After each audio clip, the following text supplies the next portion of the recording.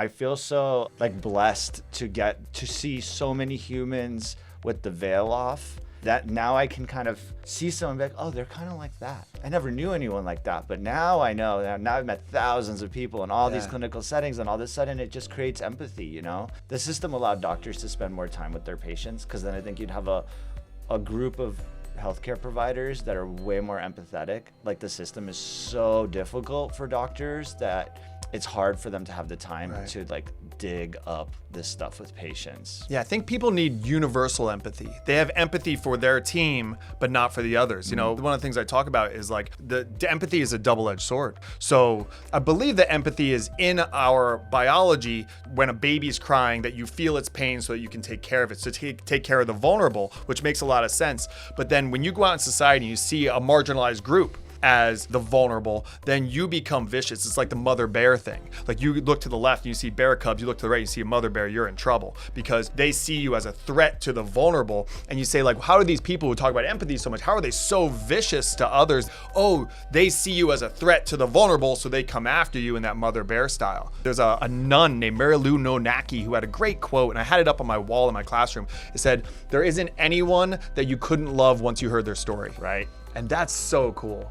I mean, the worst of society, the worst. The idea of, like, if you went through his life and you saw what it was like, would you maybe like understand a little bit of why he was so deranged and crazy and on meth and so hateful and terrible? Like, maybe you'd understand a little bit. Maybe you'd feel bad for him. I can't imagine that someone became so disgustingly evil through a loving, supportive environment. It tends to not go down that way. And also, you know, I've brought this up because people nowadays have been using Hitler as this example, and then like a lot of people take that as like, oh, personally, and I'm like, well, no, it's an intellectual question. It doesn't excuse his behaviors, but I think if you're gonna be like a thoughtful human and try to understand people in the world, it's okay to analyze even someone as evil as Hitler and try to understand the root of it, and it doesn't make you somehow like a Hitler supporter, right? And I think it's so important to say that, because, you know, the nuance is gone. You know, some famous people have commented and used him as an example,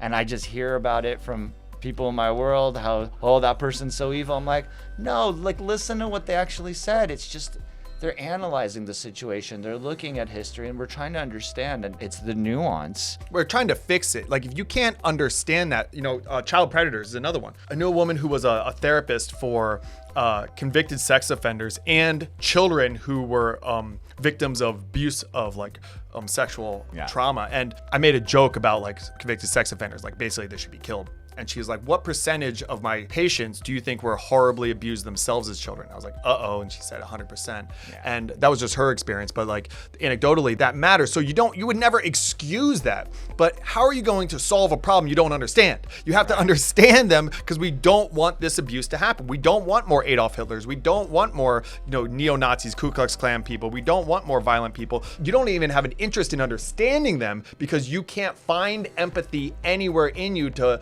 even remotely put yourself in their shoes. I think it's a fear of that by analyzing that it somehow justifies it, and it's somehow, I think a lot of it is also fear that you're now like a supporter of this, and that's like not the point at all if you're trying to understand what motivates people.